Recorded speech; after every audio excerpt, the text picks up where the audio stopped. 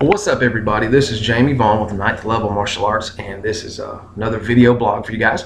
And man, can you feel fall in the air? I got up this morning and it's crisp and it's cool. Still a little dark outside. Threw my hoodie on, got on my jeans, my boots. Man, I'm feeling great. Love this time of year. Fall is a great time of year, and I think everybody would agree with me on that. It's also the time of year that I thought it'd be a great idea to talk to you guys about how to choose the right martial arts school for you or your child. I've spoken to a lot of my martial arts friends, and there's a few times a year that it seems like martial arts enrollment in their schools, karate enrollment, really boosts and really jumps. And one of those times of year where the biggest is fall. I think it's because martial arts offers benefits to your kids like focus, how to deal with bullying, confidence, discipline, things like that. And parents really want those, they want to reap those benefits for their kids in school especially. So this is a great time of year to start something new. And this is not going to be a shameless plug for our Ninth Level Martial Arts School. Here's your shameless plug. 215 East Main Street, downtown Union, brand new facility. We're really proud of it, worked really hard on it. Come check it out Tuesdays and Thursdays. Catch us anytime in between. Shoot me a message on Facebook. Right now we're giving away a free uniform to every new student who signs up now through the month of October. That's like a $40 to $50 value. So it's a free uniform. You don't have to buy it. And most other students have to buy those. Now through October you don't. It's free to you. All you got to do is come and sign up. Now I know some instructors will, schools will offer free month, free class, free, registration fee and all that. And I've done that stuff before too. But this is by far the biggest value, the greatest value you're going to get by getting a free uniform. And we'll only do it through the month of October. And then after that, it's going to cost regular price. So just there's my shameless plug, throwing it out there. Now, I think I have the best martial arts school around. I'm super proud of Ninth Level. I've been practicing martial arts for over 25 years. I've been teaching for almost 10. So I'm really proud, and I'm proud of my evolution. The instructor, the martial artist that I was 20 years ago, the instructor that I was 5 years ago, all of that up to what I am now is totally different. And it's all about evolving and becoming better. I think we have the best school around. Fact is, there's a lot of schools out there that are awesome, that are better than our school, and instructors that are much better than I am, more experience and that kind of thing. And I really try my best to learn from these people and to talk with these guys and develop relationships and be the best I can be. Because the instructor I was a couple of years ago, again, I'm not that instructor now.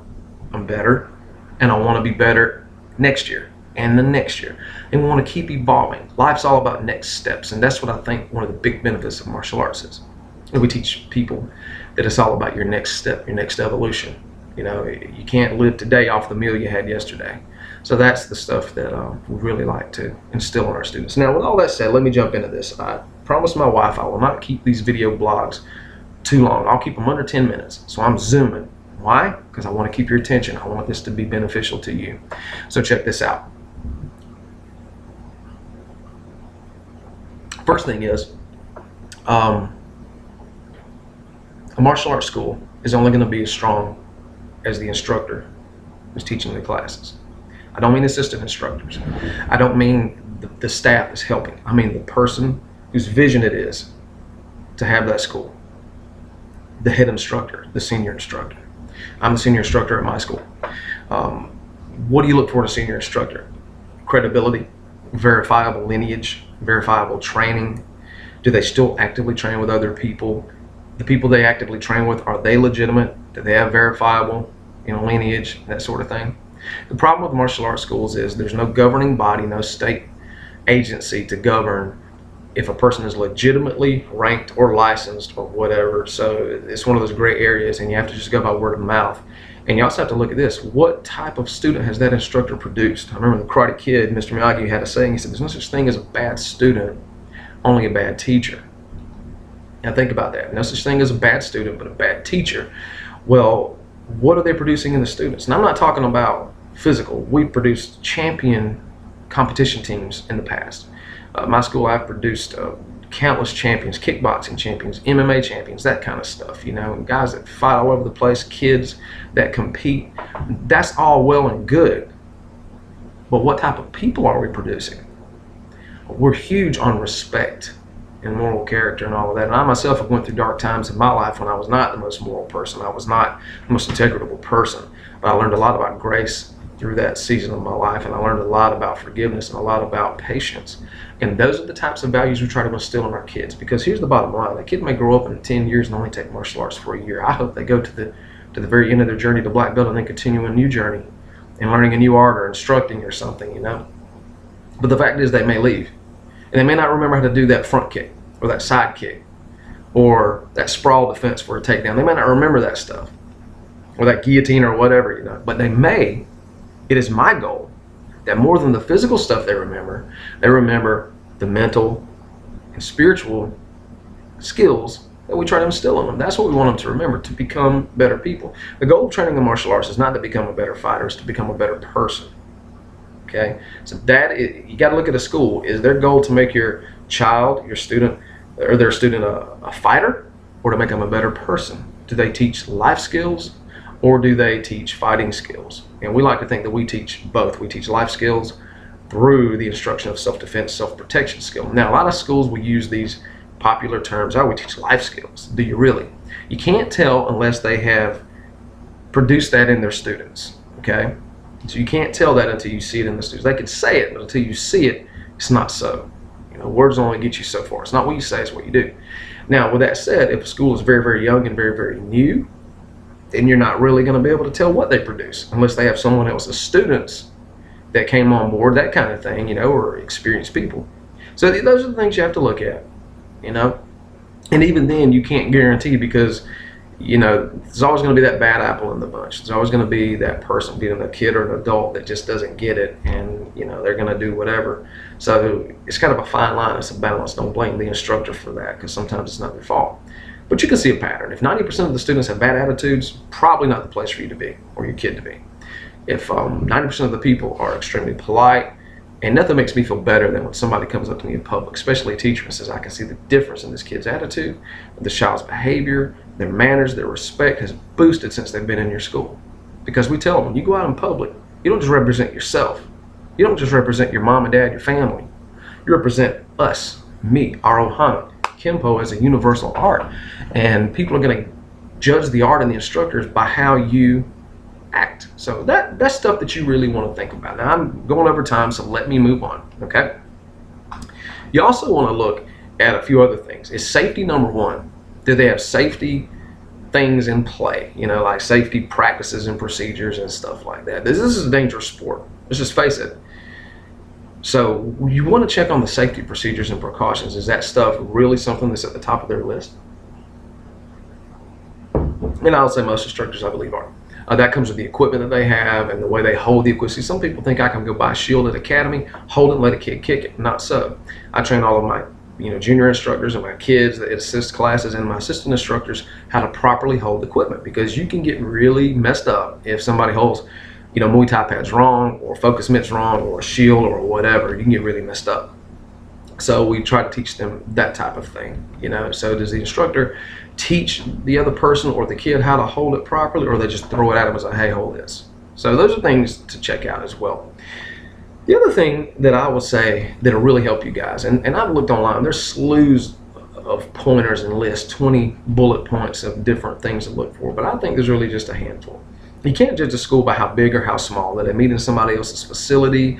Do they have their own facility? You can have somebody that meets at somebody else's facility. It's an awesome instructor. And you can have somebody who meets in their own really, really nice, big, huge place, and they're not that great, So you can't gauge their quality of instruction and the experience your child is going to have just by where the person meets at. I know some guys that teach at YMCAs, rec centers, who are awesome.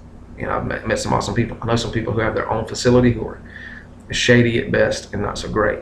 Now, I've said a lot about watching out for instructors with credibility and background and lineage and proper training and honesty, integrity, stuff like that. What about this? What about the instructor who has the lineage? Man, they date all the way back to Bruce Lee. They got a straight line lineage. What about the instructor who has a true fighting background? They didn't just dabble around like I did and like other people did. They actually did this thing as a profession or as a whatever. And what about the instructor who is just cock diesel awesome? I mean, they're ripped up. They got pictures. They've been fighting all over the place. They've trained with a who's who of martial arts. Does that make them a good quality instructor? I say no, and I'll tell you why.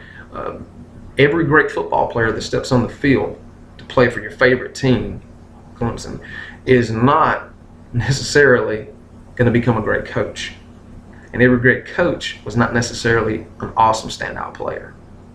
Now weigh those options out.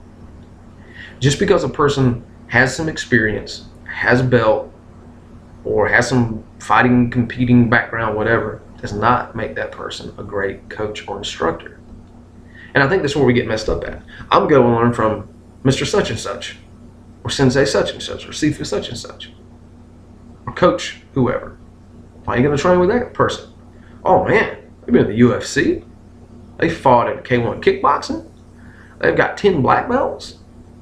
That's cool.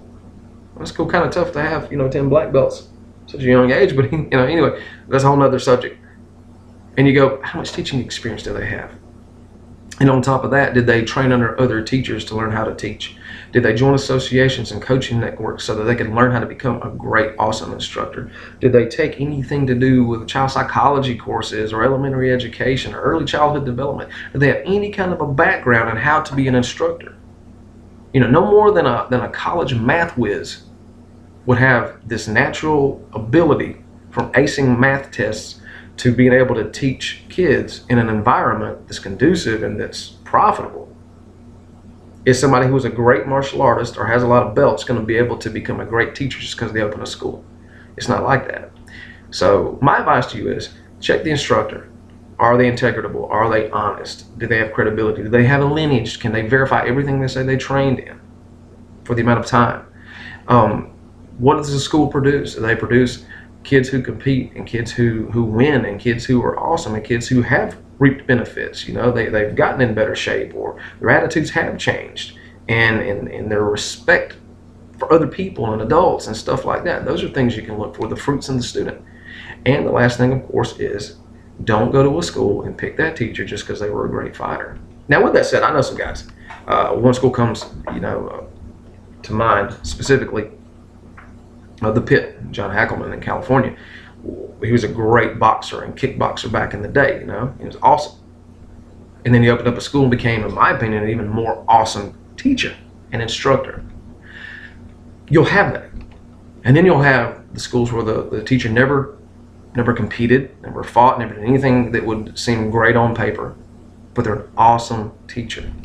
And then you have schools where the instructor had awesome background, fighting and competing and all of this and lots of belts and titles and stuff, but is not such a great teacher.